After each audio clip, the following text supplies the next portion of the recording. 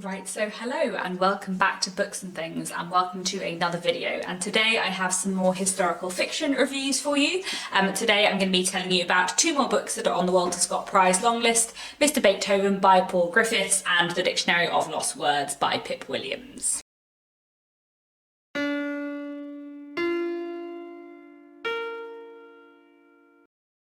So both of these books were on the Walter Scott Prize long list, and The Dictionary of Lost Words has also made the shortlist, which I'm very excited about because I really loved it. But more about that in a minute. Today I thought I would do a bit of a dual review and talk to you about both of these books. I have, as I have mentioned before, been reading along with the Walter Scott Prize, which is a prize for historical fiction, which I've really enjoyed in previous years, and I've been really enjoying reading along with it this year as well. So today I'm just going to do a bit of a dual review of these two books, and we will start off with Mr. Beethoven by Paul Griffiths. Mr. Beethoven is a very strange, weird, bewildering experimental novel, but I think I really liked it. The premise of this novel is quite a strange one. So basically, Beethoven in real life, in real history, was invited in the 1820s to the US to compose a piece of music and perform it there. He never went, and he died a few years later in 1827. But what this book is like a thought experiment of what if Beethoven had lived several years longer and actually gone to the US and created this piece of music and performed it there. So it's set in 1833, where the real Beethoven was actually dead, but in this like alternative history he's alive and he goes to America to write this piece of music. And this book is basically about his experience there and his relationship with all of the kind of people he meets there, including other musicians and singers, including a widow who lives nearby the place where he's composing and who he becomes friends with, and also a young girl who acts as his interpreter. Beethoven was deaf near the end of his life, and there is a young girl who kind of uses sign language to communicate with him, and they have quite a nice friendship as well. But I feel like explaining the premise doesn't really explain the book because it's quite experimental and unusual.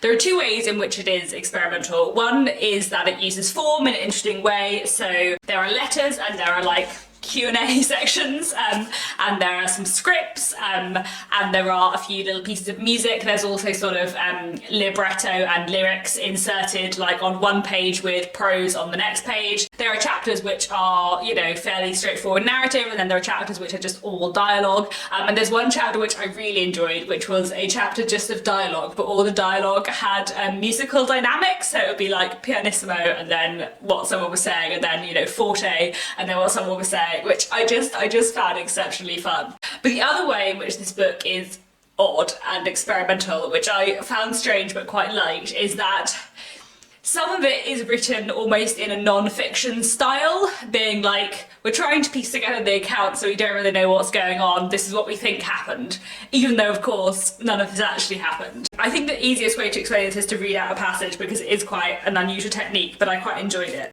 On that balcony, probably chatting in whispers just now, are the three female soloists, Miss Belcher, Mrs. Washburn and Mrs. Long.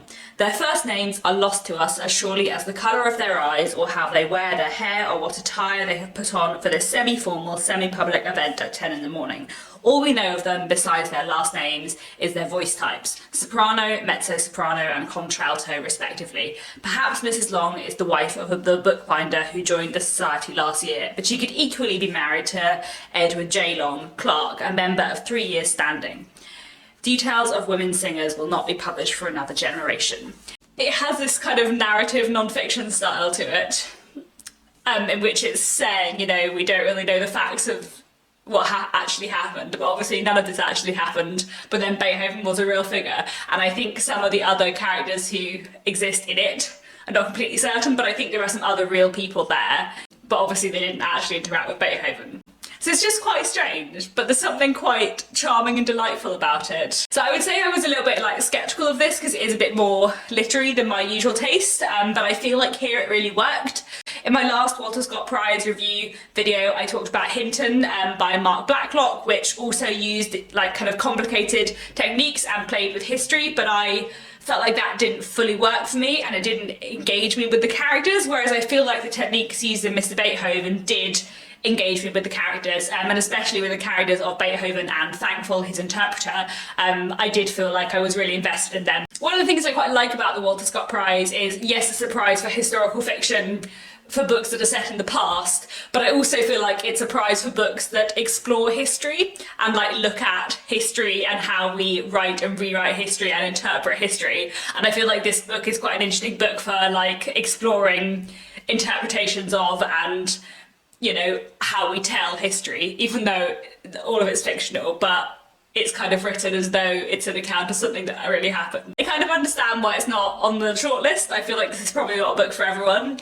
But there was something about it that was just quite charming in its oddity. So yeah, definitely recommend this if you feel like an unusual read and if you're interested in music. I feel like if you don't like music and if you've never like played an instrument, learned to read music, understand musical dynamics and stuff, I feel like maybe you wouldn't enjoy this as much. But yeah, if you're interested in classical music and history, you might find this a really interesting read. But next, let's talk about the amazing book that is The Dictionary of Lost Words. I read it on my Kindle, hence black and white cover.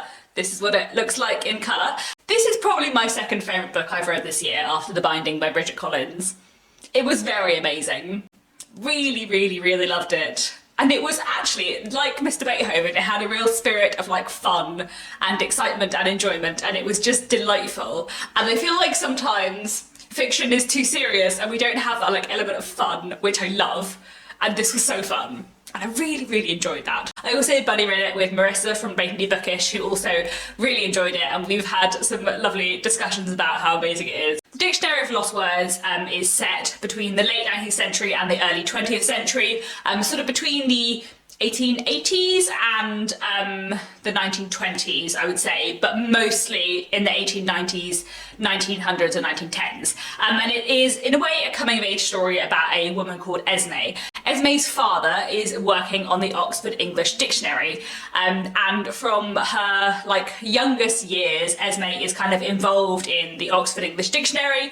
She's living in Oxford with her father, part of the creation of this project, which was created over, you know, decades. And she, as a child, is kind of in this amazing place called the Scriptorium, which is where they like sort and file words. So there are all these pigeonholes, like for each letter of the alphabet, just filled with words, all written on postcards with their definitions and like the word used inside a sentence. We watch Esme grow up and we see her into her 20s and 30s as she becomes kind of part of the creation of the dictionary project herself, and also as she kind of gets involved in the suffragette movement. But the extra wonderful thing that I really loved about this book is that while Esme is involved in the making of the dictionary, she realises that there are certain words that never appear in the dictionary, including swear words, but also like words that are only used by women or words that are only used by kind of working class groups. And she starts to create for herself a dictionary of lost words, a collection of words that don't get into the dictionary. And she kind of walks around different parts in Oxford, meets different people, and talks to working class women and begins to collect words that they use. And she just creates this like dictionary of the words that have been excluded by the Oxford English Dictionary, that are like not allowed in the canon but are like still part of people's lives. And it's all about that. And it's so cool. Like, I really love words, and also I really love the Oxford English Dictionary. Like, the amount of time I spend on the OED website, it's a lot. I work in publishing, I am an editor, like I spend a lot of time looking up words on the OED online. Like, the OED is a big part of my life in a weird way. And I know a little bit about its creation, but not masses. And obviously this is a fictional account. Esme, I don't think did exist, but a few of the people who are featured in it do exist. There's a really great like kind of author's note at the back talking about what was and isn't fact, and about the creation of the Oxford English Dictionary, and the way the book looks at that is really cool, and the way it kind of explores words and what words are or are not like allowed in the dictionary is just wonderful. But also, like, not just is this book full of amazing words and like a real love of words and just words as things, but also it's got like amazing characterization and amazing character relationships. The relationship between Esme and her father is really well done. The relationship between Esme and Lizzie, who is a servant who she knows really well, that that was done fantastically. And then Esme's relationship with a few different men over the course of the book is done wonderfully. Esme's relationship with her friend Tilda, who is a suffragette, I just loved, and just like, there's just a lot of wonderful character relationships in the Dictionary of Lost Words, and just a lot of amazing moments. It was so powerful and so moving, but also so fun, because the sheer like delight and love of words that runs through this book is just fantastic, and I loved it, and it was great. It was so great. And I haven't even really been speaking about all the gender politics stuff in this book, and how it looks at the changing landscape for women at this time, and how like Esme kind of wants to be part of the suffragette or the suffragist movement, but she also feels uncertain. She feels like it isn't necessarily the right place for her, but she's also kind of compiling this dictionary of women's words, and she says, you know, words that are not being used by the male elite, and the way she kind of collects these words and tries to understand people in different classes. You know, it takes her a long time to really understand her friend Lizzie, who is a servant, and how their different classes have shaped them and affected their life chances. And I feel like the way that class and gender are explored in this book are just wonderful, and I loved it. The book also spans quite a long period of time, and I feel like that was done very well. That can often not work, but it really did work in the Dictionary of Lost Words. One, because we get to see Esme grow up, but also because we get to see what it was like to live in this particular time period, which contains, you know, the suffragette and suffragist movement, but also the First World War is explored in this, and how that affects Esme's life. And all of these like different historical events are there and are massively important, but at the same time it's just about Esme and her life and her love of words and like what words mean to her. And it's wonderful.